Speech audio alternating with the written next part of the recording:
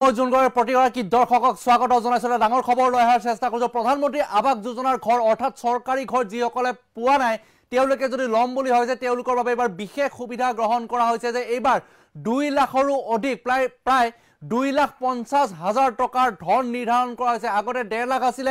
এইবাৰ তাৰ ধনৰ পৰিমাণ বৃদ্ধি কৰা হৈছে আৰু লাষ্ট ডেট দিয়া হৈছে অন্তিম সময়সীমা 31 ডিসেম্বৰৰ পূৰ্বে আপুনি আবেদন কৰক আৰু প্ৰধানমন্ত্ৰী আৱাস যোজনাৰ যিসমূহ ঘৰ আছে তাৰ বাবে 1 কোটি পৰিয়াল লক্ষ্য কৰিছে এইবাৰ 5 বছৰলৈ ইয়াৰ যিখন আঁচনি আছে আঁচনিখন সময়সীমা বৃদ্ধি কৰা হৈছে দ্বিতীয়তে যিসকলে ঘৰ লাভ কৰিম বুলি ভাবিছে ঘৰ বিচাৰি আবেদন কৰিব বিচাৰিছে তেওঁলোকৰ বাবে কি কি নথিৰ প্ৰয়োজন হ'ব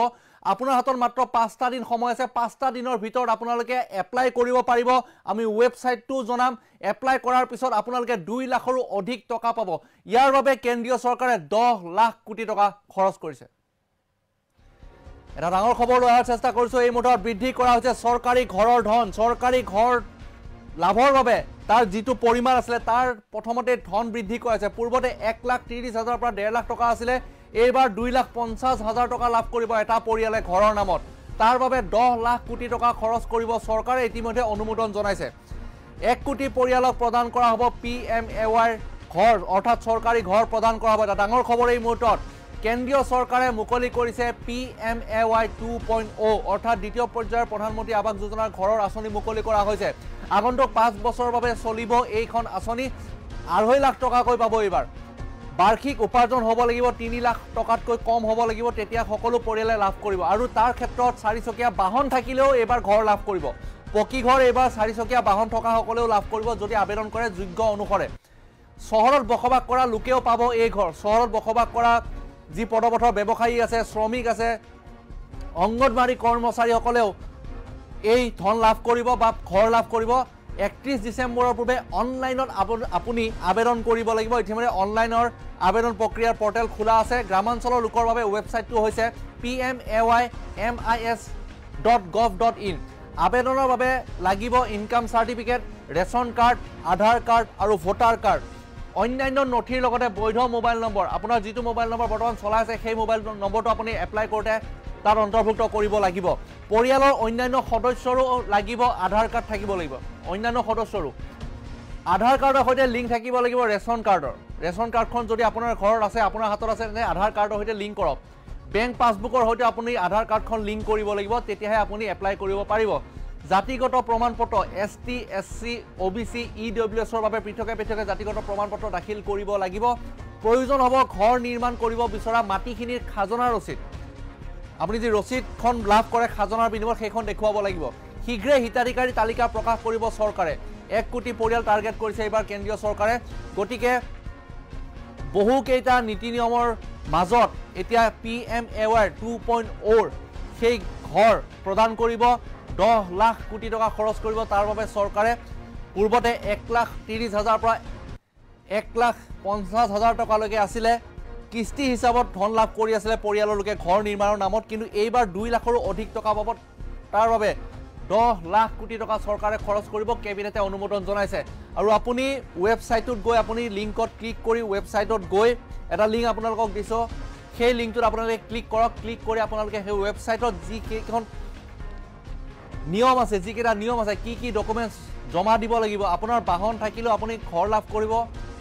আপুনি 3 লাখতকৈ বাৰ্ষিক আয় 3 লাখ বা তাতকৈ কম হ'ব লাগিব বাৰ্ষিক ইনকাম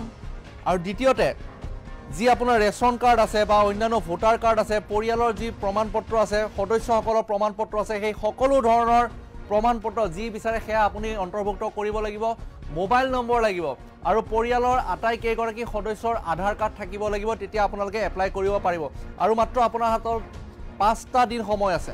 5টা দিনৰ ভিতৰত আপোনালোকে এপ্লাই কৰক 31 ডিসেম্বৰৰ পূৰ্বে আপোনালোকে এপ্লাই কৰিব লাগিব কাৰণ 31 ডিসেম্বৰৰ দিনা হয়তো সাৰ্ভাৰ ডাউন হ'ব পাৰে সাৰ্ভাৰ স্লো হ'ব পাৰে তাৰ বাবে আপোনালোকে আগতীয়াকৈ এপ্লাই কৰক ওচৰ সাৰ্ভিস চেণ্টাৰ যাওক CSC লৈ যাওক বা আপোনালোকে মোবাইলৰ যোগেদি কৰিব পাৰে বা আপোনাৰ ঘৰত থকা কম্পিউটাৰ বা লেপটপৰ জৰিয়তেও কৰিব পাৰে মুঠৰ পৰা আপোনালোকে 31 ডিসেম্বৰৰ পূৰ্বে এই ঘৰ লাভৰ বাবে আপোনালোকে প্ৰয়োজনীয় নথিসমূহ আপোনালোকে যোগাৰ কৰি অনলাইনত ঘৰতে বহি আপোনালোকে ঘৰ পাবৰ বাবে বা 2.5 লাখ টকা পাবৰ বাবে আপোনালোকে আবেদন কৰিব পাৰিব আৰু যিখিনি যোগ্যতা বিচাৰিছে চৰকাৰে যিখিনি চৰ্ত বান্ধি দিছে সেই চৰ্ত আৰু যোগ্যতা অনুসাৰে আপোনালোকে ঘৰ লাভ কৰিব পাৰিব এইখিনি কাম সম্পূৰ্ণ হোৱাৰ পিছত আবেদন প্ৰক্ৰিয়া সম্পূৰ্ণ হোৱাৰ পিছত আপোনাৰ এখন ৰচিদ দিব অনলাইনত প্ৰিন্ট আউট কৰি ল'ব পাৰিব আপুনি ৰাখি থ'ব পাৰিব আৰু সেই ৰচিদত আপোনাৰ এটা নম্বৰ ক্ৰিয়েট হ'ব সেই নম্বৰটো আপুনি লাভ কৰাৰ পাছত পৰৱৰ্তী সময়ত যেতিয়া চৰকাৰে তালিকা প্ৰকাশ কৰিব সেই নম্বৰটোৰ সৈতে আপোনাৰ নাম ঠিকনা সকলো ওলাই পৰিব তালিকাখনত আপুনি সেই নম্বৰটো অন্তৰ্ভুক্ত কৰি চালে আপোনাৰ যদি নাম আহিছে তালিকাত তেন্তে আপুনি তাৰ পাছতেই চৰকাৰী ঘৰৰ বাবে লাভৰ বাবে যিটো বেংক একাউণ্ট দিয়া হৈছিলে সেই বেংক একাউণ্টত আপোনাৰ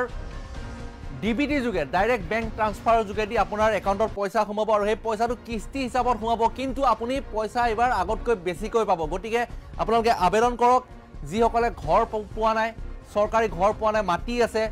আৰু যিসকলে চহৰত বাস কৰে শ্ৰমিকসকল আছে অংগনবাড়ী কৰ্মী চহৰত বাস কৰা আৰু গ্ৰামাঞ্চলত বাস কৰা লোকেও পৃথকে পৃথকে অনলাইন আবেদন কৰিব লাগিব চহৰ অঞ্চলৰ ৱেবছাইটটো হৈছে pmay-urban.gov.in আৰু যিটো গ্ৰামাঞ্চলৰ লোকৰ বাবে আবেদন প্ৰক্ৰিয়াৰ ৱেবছাইটটো হৈছে pmay.mis.gov.in তাত আপোনালোকে ক্লিক কৰিলে সকলোখিনি ইনষ্ট্ৰাকশ্যন ওলাই পৰিব কি লাগিব কি নালাগিব মান্থলি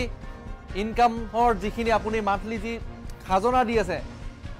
বা বাৰ্ষিক আয়ৰ যিখন প্ৰমাণপত্ৰ সেইখন আপোনালোকে উলিয়াই লওক গাঁওবুঢ়াৰ চাৰ্টিফিকেট উলিয়াই লওক আধাৰ কাৰ্ড উলিয়াই লওক আধাৰ কাৰ্ডকেইখন যদি আপোনালোকৰ পৰিয়ালৰ গোটেই কেইগৰাকী আছে আপোনালোকে জমা কৰক আৰু দ্বিতীয়তে ভোটাৰ কাৰ্ড অৰ্থাৎ পৰিয়ালৰ ঠিকনা প্ৰমাণপত্ৰ কাষ্ট চাৰ্টিফিকেট ইনকাম চাৰ্টিফিকেট গাঁওবুঢ়া চাৰ্টিফিকেট মাটিৰ কাগজ সকলোখিনি আপোনালোকে যেতিয়া অন্তৰ্ভুক্ত কৰিব ৱেবছাইটত আছে বুলি তেতিয়া আপোনালোকে একনলেজমেণ্ট ৰিচিপ্টখনত আপোনালোকৰ ৰেফাৰেন্স নাম্বাৰ এটা থাকিব বা এপ্লিকেশ্যন নাম্বাৰ থাকিব সেই এপ্লিকেশ্যন নাম্বাৰৰ ভিত্তিতে আপোনাৰ তালিকা প্ৰকাশ পাব সেই তালিকাখনত আপুনি নাম চেক কৰিব পাৰিব চাব পাৰিব আৰু তালিকাত যেতিয়া PDF ফাইল হয় তালিকা প্ৰকাশ কৰিব কেন্দ্ৰীয় চৰকাৰে তেতিয়া আপুনি নিজৰ নামটো তাত টাইপ কৰিও আপুনি সেই তালিকাখন চাব পাৰিব যদি আপোনাৰ তালিকাত নাম আছে তেন্তে কেইদিনমান পিছতে হয়তো 2-3 মাহ পিছতে আপোনাৰ একাউণ্টত সেই পইচাটো সোমাই যাব কিস্তি চাব তাৰ বাবে 3টা কিস্তি হ'ব পাৰে 4টা কিস্তি হ'ব পাৰে তাৰ বাবে